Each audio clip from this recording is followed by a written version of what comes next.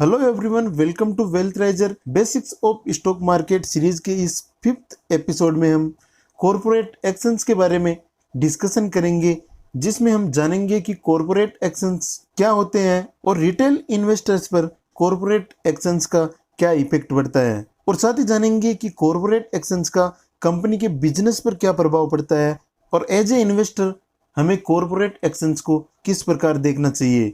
तो दोस्तों, वीडियो बहुत ही ज़्यादा इंटरेस्टिंग होने वाला है, वीडियो को एंड तक जरूर देखना है। अगर आप इन कॉरपोरेट एक्शंस को एज ए इन्वेस्टर ध्यान से समझ लेते हैं तो आपको वैल्यूएबल स्टॉक्स को पिक करने में बहुत ही ज़्यादा हेल्प मिलेगी। और दोस्तों, अगर आप सीरियस इन्वेस्टर हैं तो जिस कंपनी में आप इन्वेस्ट कर रहे हैं उसके बारे में आपको कंप्लीट इंफॉर्मेशन होनी चाहिए। अगर आप कंपनी की छोटी से छोटी डेवलपमेंट पर अपनी पैनी नज़र रखते हैं तो आप स्टॉक मार्केट में एज ए इन्वेस्टर अच्छा पैसा बना सकते हैं और इन्वेस्टमेंट के लिए अच्छी कंपनियों को पिक कर सकते हैं। तो दोस्तों, अगर आप इन एक्शंस को ध्यान से समझेंगे तो आपको वैल्यूएबल स्टॉक को पिक करने में हेल्प मिलेगी, साथ ही आपको फंडामेंटल एनालिसिस करने में भी बहुत ही ज़्यादा हेल्प मिलने वाली है। वीडियो में आगे बढ़ने से पहले दोस्तों, अगर आप इस चैनल को पहली बार देख रहे हैं तो इस चैनल को सब्सक्राइब जरूर कर ले और साथ ही उस बेल आइकन को जरूर प्रेस करें ताकि आगे आने वाले वीडियो का नोटिफिकेशन आपको मिलता रहे और इस सीरीज का कोई भी वीडियो आप मिस ना करें। दोस्तों, अगर आपको इस प्रकार के इंफॉर्मेटिव वीडियो पसंद आते हैं तो इस वीडियो को लाइक जरूर करें, साथ ही अपने फैमिली फ्रेंड्स के साथ शेयर जरूर करें। तो चलिए दोस्तों, शुरू करते हैं वीडियो को।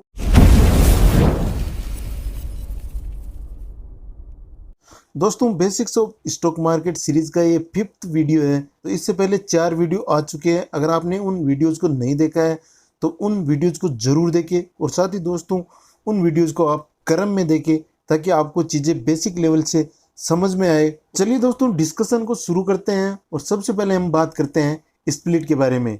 दोस्तों, स्प्लिट का मतलब होता है शेयर्स को टुकड़ों में तोड़ना या शेयर्स को विभाजित करना या शेयर्स को डिवाइड करना। एग्जाम्पल के लिए मान लीजिए एक्स लिमिटेड कोई कंपनी है जिसके पास 100 शेयर है। उन शेयर्स की फेस वैल्यू है 10 रुपये और कंपनी के पास रिजर्व अवेलेबल है 2000 रुपये के। तो इस प्रकार कंपनी के पास 100 शेयर्स की 10 रुपये फेस वैल्यू के हिसाब से शेयर कैपिटल बनेगी 1000 रुपये की। तो इस प्रकार कंपनी की जो नेट वर्थ होगी वो होगी 3000 रुपये। अब मान लीजिए दोस्तों, कंपनी स्प्लिट लेकर आती है 1:1 का। 1:1 का मतलब है दोस्तों कि जिनके पास अभी 1 शेयर है उनके शेयर बढ़कर 2 हो जाएंगे, यानी 1 के बदले 1 शेयर इश्यू किया जाएगा और कंपनी के पास जो टोटल नंबर ऑफ शेयर है वो डबल हो जाएंगे। फिलहाल कंपनी के पास 100 शेयर है तो वो 1:1 स्प्लिट के बाद डबल होकर 200 हो जाएंगे और जो उन शेयर्स की फेस वैल्यू है वो हाफ हो जाएगी, यानी फिलहाल जो फेस वैल्यू 10 रुपये है वो 5 रुपये हो जाएगी। कंपनी के रिजर्व पर कोई इफेक्ट नहीं पड़ेगा, रिजर्व एज इट इज रहेंगे और इस प्रकार जो कंपनी की नेट वर्थ होगी आफ्टर स्प्लिट वो भी 3000 रुपये होगी। कंपनी के नेट वर्थ पर कोई इफेक्ट नहीं पड़ेगा, कंपनी के रिजर्व पर कोई इफेक्ट नहीं पड़ेगा, लेकिन कंपनी के शेयर डबल हो जाएंगे और कंपनी की जो शेयर की वैल्यू है वो हाफ हो जाएगी। यहाँ पर दोस्तों एक चीज समझने लायक है कि यहाँ पर 1:1 स्प्लिट है, यानी इसका मतलब है कि 1 शेयर के बदले 1 शेयर इश्यू किया जाएगा। और अगर मान लीजिए 1:2 स्प्लिट है तो इसका मतलब है कि 1 शेयर के बदले 2 शेयर इश्यू किए जाएंगे। तो जिस रेशियो में कंपनी स्प्लिट लेकर आती है उसी हिसाब से नंबर ऑफ शेयर्स बढ़ते हैं और शेयर्स की जो वैल्यू होती है वो उसी प्रोपोर्शन में कम होती है। जैसे 1:1 स्प्लिट लेकर आती है तो शेयर डबल हो जाएंगे और शेयर्स की वैल्यू हाफ हो जाएगी। अगर 1:2 लेकर आती है तो नंबर ऑफ शेयर्स 3 टाइम हो जाएंगे और शेयर्स की वैल्यू है वो 1/3 हो जाएगी। तो इस प्रकार दोस्तों स्प्लिट का इफेक्ट हमें देखने को मिलता है। अब दोस्तों, आपके मन में क्वेश्चन आएगा कि कंपनी की शेयर कैपिटल पर कोई इफेक्ट नहीं पड़ रहा, कंपनी की नेटवर्थ पर कोई इफेक्ट नहीं पड़ रहा, फिर कंपनी स्प्लिट क्यों लाती है? तो दोस्तों, स्प्लिट लाने का मेन इंपॉर्टेंट मोटिव यही होता है कि कंपनी की शेयर प्राइस जब ज़्यादा हो जाती है तो बहुत से लोग ऐसे होते हैं जो उस शेयर प्राइस में कंपनी के शेयर अफोर्ड नहीं कर पाते, यानी कंपनी के शेयर परचेज नहीं कर पाते। इसीलिए दोस्तों शेयर प्राइस को छोटा किया जाता है ताकि रिटेल इन्वेस्टर ज़्यादा से ज़्यादा उस कंपनी में इन्वेस्टमेंट कर पाए और ट्रेडिंग कर पाए। अगर शेयर्स की क्वांटिटी बढ़ेगी तो उस कंपनी के शेयर्स में ट्रेडिंग करने में भी आसानी होगी और आवश्यकता अनुसार जो भी कंपनी के शेयर बेचना चाहता है वो बेच सकता है, खरीद सकता है। अब दोस्तों हम समझते हैं कि रिटेल इन्वेस्टर पर स्प्लिट का क्या इफेक्ट पड़ता है। जैसे मान लीजिए आपने किसी कंपनी के 10 शेयर बाई कर रखे हैं और उन शेयर्स की मार्केट प्राइस है 100 रुपये, तो इस प्रकार जो टोटल इन्वेस्टमेंट होगा वो होगा 1000 रुपये। अब कंपनी अगर 1:1 का स्प्लिट लेकर आती है तो आपके जो शेयर 10 है वो डबल हो जाएंगे यानी 20 हो जाएंगे, और आपके जो शेयर की वैल्यू है वो हाफ हो जाएगी यानी 50 रुपये हो जाएगी। पहले आपकी प्राइस 100 रुपये थी तो अब यहाँ पर 50 रुपये हो गई, और आपके जो शेयर 10 थे वो 20 हो गए, तो total investment as it is 1000 रुपये बन रहा है। तो आपके टोटल इन्वेस्टमेंट पर कोई भी इफेक्ट नहीं पड़ेगा। लेकिन दोस्तों रिटेल इन्वेस्टर्स को एक फायदा जरूर होता है कि वो अपनी इच्छा अनुसार उस शेयर से एग्जिट कर पाते हैं। जैसे मान लीजिए किसी कंपनी के आपने 25,000 रुपये के शेयर बाई कर रखे हैं और उस कंपनी का जो शेयर प्राइस है वो 5,000 रुपये पर शेयर है, यानी दोस्तों आपके पास उस कंपनी के 5 शेयर है। अब अगर आपको 11,000 रुपये की जरूरत पड़ती है तो आपको यहाँ पर पूरे 3 शेयर बेचने पड़ेंगे, तब जाकर आप मार्केट से 11,000 रुपये निकाल पाएंगे। क्योंकि दोस्तों अल्टीमेटली आपको 15,000 रुपये के शेयर बेचने पड़ेंगे, तब जाकर आप 11,000 रुपये मार्केट से निकाल पाएंगे। क्योंकि यहाँ पर आपके पास ये ऑप्शन नहीं है कि आप एग्जैक्टली 11,000 रुपये के शेयर बेच पाएंगे। वहीं अगर ये कंपनी स्प्लिट लाती है और शेयर का प्राइस 1000 रुपये कर देती है तो वहाँ पर इन्वेस्टर के लिए ये ऑप्शन बचेगा कि वो 11,000 रुपये के शेयर बेच पाएगा, और उसकी जो शेयर होल्डिंग है वो अभी भी कंपनी में 14,000 रुपये की बची रहेगी। अगर वो स्प्लिट नहीं लाती तो कंपनी में उसकी इन्वेस्टमेंट 10,000 की बचेगी और उसे कंपनी से 15,000 रुपये के शेयर विड्रॉ करने पड़ेंगे। तो ये फ़ायदा होता है रिटेल इन्वेस्टर के लिए स्प्लिट का। और अगर किसी शेयर का प्राइस ज़्यादा हो जाता है तो एक रिटेल इन्वेस्टर जिसके पास कैपिटल कम होती है वो उस शेयर में इन्वेस्ट नहीं कर पाता। जैसे हम यहाँ पर एमआरएफ का एग्जांपल ले तो एमआरएफ का जो शेयर प्राइस है वो अभी 80,000 के करीबन है, तो एक रिटेल इन्वेस्टर 80,000 रुपये का शेयर परचेज नहीं कर पाता है। एक रिटेल इन्वेस्टर के पास इतनी कैपिटल नहीं होती कि वो इतनी बड़ी प्राइस का शेयर परचेज कर पाए। अगर यहीं पर एमआरएफ 1:10 का स्प्लिट लाती है तो इस शेयर का प्राइस करीबन 7 से 8,000 रुपये हो जाएगा, तो एक रिटेल इन्वेस्टर भी उस कंपनी में इन्वेस्टमेंट कर पाएगा। तो इस प्रकार स्प्लिट लाने का मेन मोटिव यही होता है कि ट्रेडिंग में आसानी हो, शेयर्स की क्वांटिटी बढ़े और कंपनी के शेयर्स को बाई और सेल करने में आसानी हो। लेकिन टेक्निकली स्प्लिट से इन्वेस्टर्स को कोई फायदा नहीं होता है। तो कोई कंपनी अगर स्प्लिट लाती है तो उसमें हमें आंख बंद कर इन्वेस्टमेंट नहीं करना है कि कंपनी के शेयर का प्राइस छोटा हो गया, कंपनी के शेयर का प्राइस कम हो गया तो हमें इसमें इन्वेस्टमेंट करना चाहिए। इस प्रकार दोस्तों आपको स्प्लिट का कॉन्सेप्ट अच्छी तरीके से समझ में आ गया होगा। अब हम आगे बढ़ते हैं और बात करते हैं बोनस इश्यू या बोनस शेयर के बारे में। सबसे पहले हम समझते हैं कि बोनस शेयर या बोनस इश्यू क्या होता है। बोनस शेयर का नाम सुनते ही हमारे दिमाग में सबसे पहले यही आता है कि फ्री में कुछ मिलने वाला है। तो एग्जैक्टली यही होता है कि कंपनी के जो एग्जिस्टिंग शेयर होल्डर होते हैं उनको फ्री में एक्स्ट्रा शेयर इश्यू किए जाते हैं जिनको बोनस शेयर बोला जाता है। लेकिन दोस्तों टेक्निकली अगर हम देखें तो बोनस शेयर से इन्वेस्टर को कोई भी फायदा नहीं होता है। इसको हम आगे एग्जांपल से समझेंगे। पहले हम समझते हैं कि बोनस शेयर की प्रोसेस क्या है और बोनस शेयर से कंपनी पर क्या इफेक्ट पड़ता है। जैसे मान लीजिए एक्स लिमिटेड कोई कंपनी है और उसके टोटल नंबर ऑफ शेयर है 100 और उन शेयर्स की जो फेस वैल्यू है वो 10 रुपये है और कंपनी के पास रिजर्व है 2,000 रुपये की। इस प्रकार जो कंपनी की शेयर कैपिटल होगी 10 रुपये फेस वैल्यू के हिसाब से 100 शेयर की वो होगी 1,000 रुपये, और कंपनी के पास 2,000 की रिजर्व है तो नेट वर्थ कंपनी की होगी 3,000 रुपये। अब मान लीजिए दोस्तों कंपनी 1:1 का बोनस लेकर आती है, तो इसका मतलब ये है कि जिनके पास कंपनी का एक शेयर है उनको एक शेयर बोनस मिलेगा। अगर मान लीजिए दोस्तों यहाँ पर कंपनी 1:2 का बोनस लेकर आती तो यहाँ पर इसका मतलब ये होता कि जिनके पास कंपनी के 2 शेयर है उनको बोनस मिलेगा। यहाँ पर जो आगे आने वाली जो एंटिटी है उसको एक्चुअल शेयर या रियल शेयर माना जाता है और सबसे पहले जो एंटिटी आ रही है उसको बोनस शेयर माना जाता है। यहाँ पर मैं एक एग्जांपल और देता हूँ। जैसे मान लीजिए कंपनी 1:10 का बोनस शेयर लेकर आती है, तो इसका मतलब ये है कि जिनके पास अभी कंपनी के 10 शेयर है उनको एक बोनस शेयर मिलने वाला है। वहीं दोस्तों हमने स्प्लिट में देखा था कि वहाँ पर जो आगे आने वाली एंटिटी थी वो स्प्लिट था और जो पहले आने वाली एंटिटी थी वो रियल शेयर था। यानी दोस्तों 1:1 स्प्लिट का मतलब है कि एक के बदले एक एक्स्ट्रा शेयर इश्यू किया जा रहा था। यहाँ पर बोनस में इसका बिल्कुल उल्टा होता है कि अगर मान लीजिए कंपनी 1:1 का बोनस लाती है तो एक के बदले एक शेयर इश्यू किया जाता है। 1:2 का बोनस लाती है तो 2 शेयर के बदले एक बोनस शेयर इश्यू किया जाता है। तो ये तो हो गया दोस्तों बोनस इश्यू करने का बेसिक स्ट्रक्चर जो हमें समझना जरूरी है।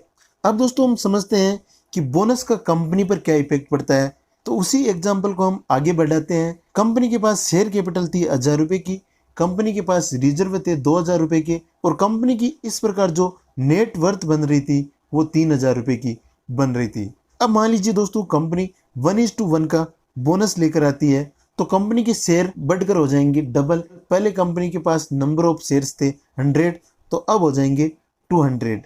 कंपनी के फेस वैल्यू में कोई भी चेंज नहीं आएगा, कंपनी का face value as it is रहेगा। तो कंपनी का फेस वैल्यू रहेगा 10 रुपये। अब कंपनी का जो रिजर्व है वो कम हो जाएगा।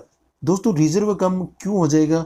क्योंकि कंपनी जो बोनस शेयर इश्यू कर रही है उसका फंड उसे कहीं से रेज करना पड़ेगा। कंपनी जो एक्स्ट्रा शेयर इश्यू करने जा रही है उनका फंड कंपनी कहाँ से लाएगी? क्योंकि कंपनी जो बोनस शेयर इश्यू कर रही है उनके बदले में कंपनी को कोई भी पैसा नहीं मिलने वाला, क्योंकि बोनस शेयर हमेशा फ्री में इश्यू किए जाते हैं। इसलिए कंपनी को शेयर होल्डर से कोई भी पैसा नहीं मिलेगा, लेकिन कंपनी को उन शेयर को इश्यू करने के बदले फंड तो रेज करना पड़ेगा। तो उसका फंड वो अपने रिजर्व से निकालकर शेयर कैपिटल में डाल देगी। तो यहाँ पर कंपनी के पास जो रिजर्व था 2000 रुपये का, उसमें से 1000 रुपये कम हो जाएंगे, क्योंकि कंपनी यहाँ पर 100 नए शेयर इश्यू कर रही है और प्रत्येक शेयर की जो फेस वैल्यू है वो 10 रुपये है। तो यहाँ पर कंपनी का रिजर्व घटकर हो जाएगा 1000 रुपये। तो टेक्निकली कंपनी की जो नेटवर्थ है वो सेम रहेगी, यहाँ पर थोड़ा बहुत चेंजेज आएगा, वो रिजर्व में आएगा, रिजर्व से पैसा ट्रांसफर होकर शेयर कैपिटल में चला जाएगा।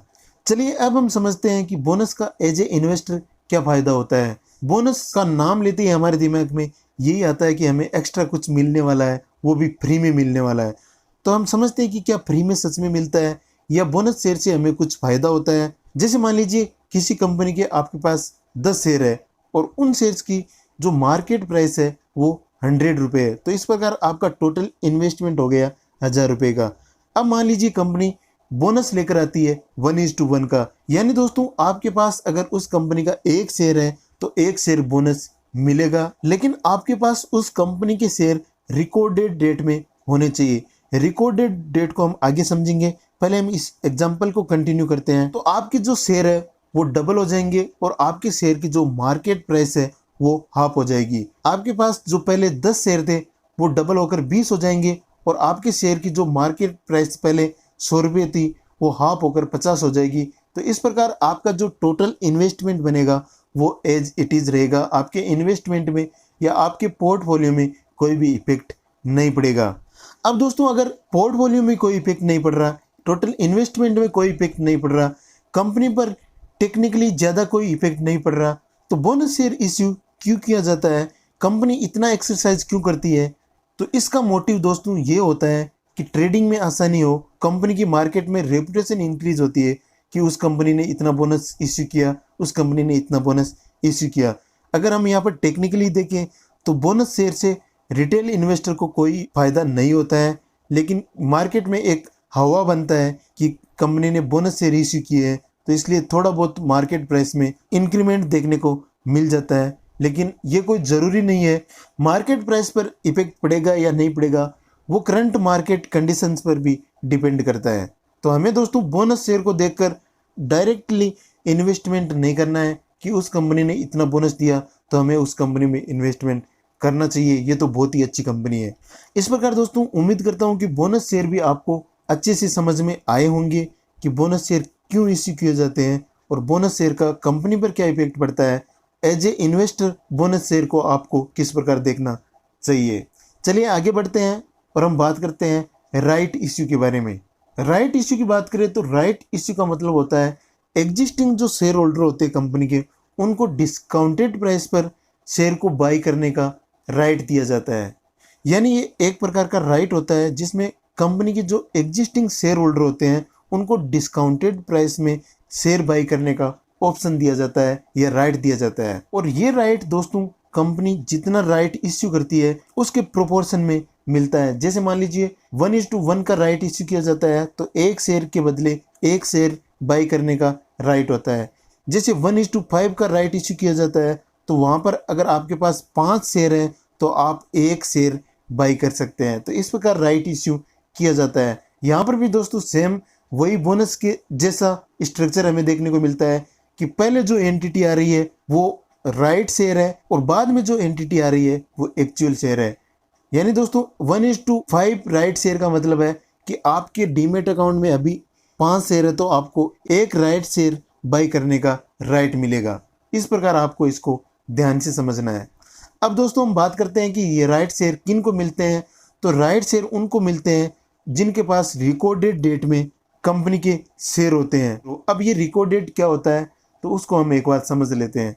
रिकॉर्डेड डेट का मतलब होता है दोस्तों जिस दिन कंपनी राइट शेयर या बोनस शेयर इश्यू करने डेट फाइनल करती है उससे पहले आपके डीमेट अकाउंट में उस कंपनी के शेयर होने चाहिए। जैसे मान लीजिए कंपनी ने 1 अगस्त को अनाउंस किया कि 5 अगस्त से पहले पहले जिनके पास इस कंपनी के शेयर होंगे उनको बोनस शेयर मिलेंगे या राइट इश्यू का मौका मिलेगा। तो यहाँ पर जो रिकॉर्डेड डेट हो गई वो 5 अगस्त है, उससे पहले पहले आपको उस कंपनी के शेयर बाई करने होंगे। यहाँ पर दोस्तों इंडिया में जो ट्रेडिंग साइकिल चलती है वो T+2 डेज की चलती है।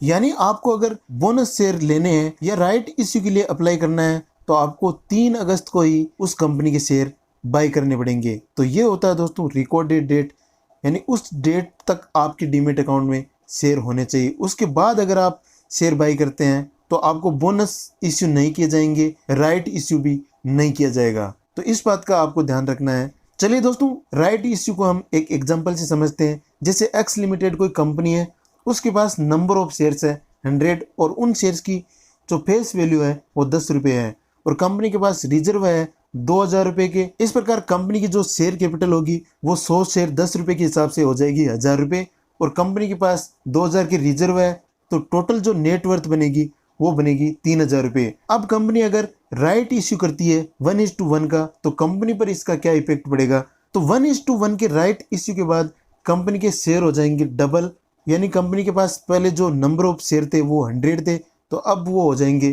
200। कंपनी का फेस वैल्यू सेम रहेगा लेकिन दोस्तों कंपनी का जो रिजर्व है वो कम हो जाएगा। रिजर्व कम क्यों होगा, क्योंकि जब कंपनी डिस्काउंटेड प्राइस पर शेयर इश्यू करती है तो जो डिस्काउंट कंपनी मार्केट प्राइस के कंपैरिजन में देती है उतना फंड उस कंपनी को रिजर्व से निकालकर शेयर कैपिटल में डालना पड़ेगा, तभी तो उतने रुपए की शेयर कैपिटल बनेगी।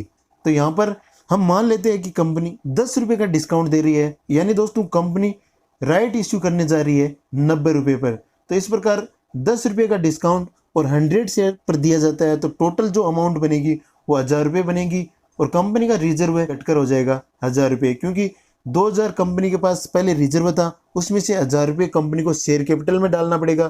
तो यहाँ पर कंपनी का रिजर्व घटकर हो जाएगा 1000 रुपये और शेयर कैपिटल हो जाएगी कंपनी की 2000 रुपये। लेकिन दोस्तों नेटवर्थ पर कोई भी इफेक्ट नहीं पड़ेगा, नेटवर्थ कंपनी की एज इट इज 3000 रुपये रहेगी। इस प्रकार दोस्तों हम टेक्निकली देखें तो कंपनी का रिजर्व जरूर कम हो रहा है लेकिन कंपनी के नेटवर्थ पर कोई भी फर्क नहीं पड़ रहा है। फिर वही बात कि कंपनी राइट इश्यू क्यों लाती है, तो राइट इश्यू लाने का मेन मोटिव दोस्तों वही होता है कंपनी अपने शेयर होल्डर से कुछ फंड रेज कर पाए, चाहे वो डिस्काउंट प्राइस पर ही हो, लेकिन कुछ फंड तो कंपनी रेज करती है अगर वो राइट इश्यू लाती है। तो राइट इश्यू से कंपनी के एग्जिस्टिंग शेयर होल्डर को फायदा जरूर होता है।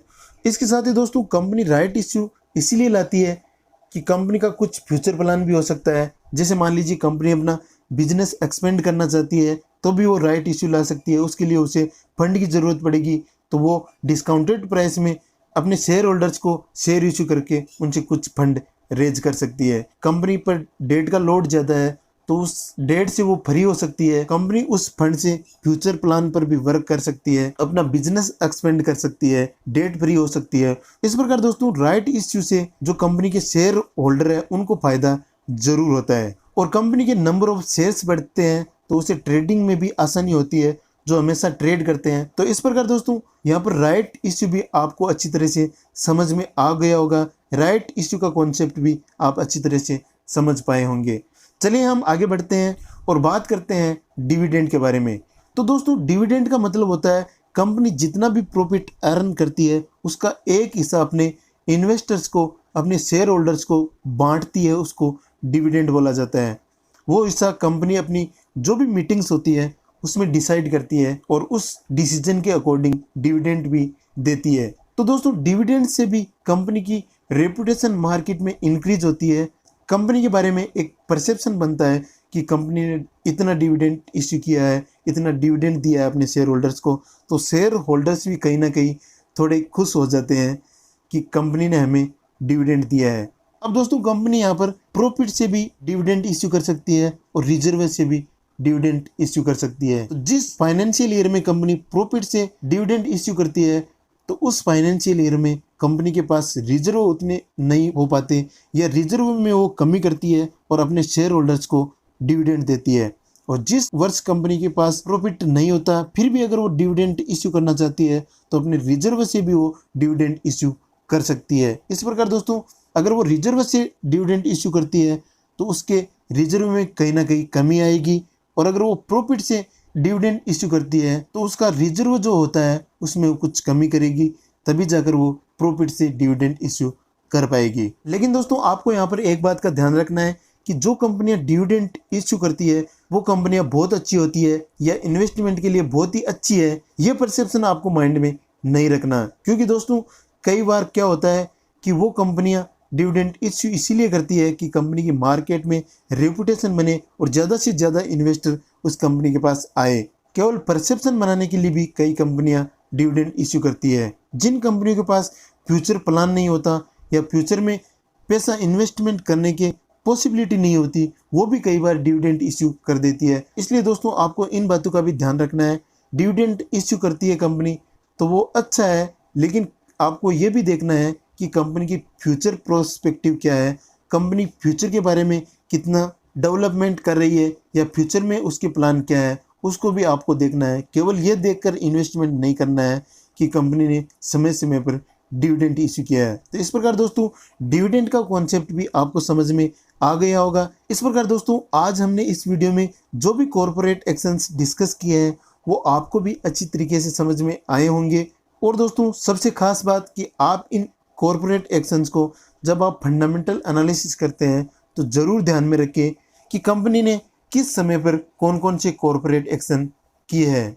आपको किसी भी कंपनी में आंख बंद कर इन्वेस्टमेंट नहीं करना है, सारी बातों को ध्यान में रख कर ही इन्वेस्टमेंट करना है। कॉर्पोरेट एक्शन भी एक फंडामेंटल एनालिसिस का पार्ट है, इसको भी आप ध्यान में ज़रूर रखें। आप फंडामेंटली किसी स्टॉक को एनालाइज करते हैं तो कॉर्पोरेट एक्शंस को भी ज़रूर देखें। इस प्रकार दोस्तों हमने कॉर्पोरेट एक्शंस को डिटेल में डिस्कस किया है। अगर आपको ये वीडियो पसंद आया तो वीडियो को लाइक ज़रूर करें, और आप अगर इस चैनल को पहली बार देख रहे हैं तो इस चैनल को सब्सक्राइब जरूर करें, साथ में उस बेल आइकन को प्रेस कर दीजिए ताकि आगे आने वाले वीडियोज़ का नोटिफिकेशन आपको मिलता रहे और कोई भी वीडियो आप इस सीरीज़ का मिस ना करें।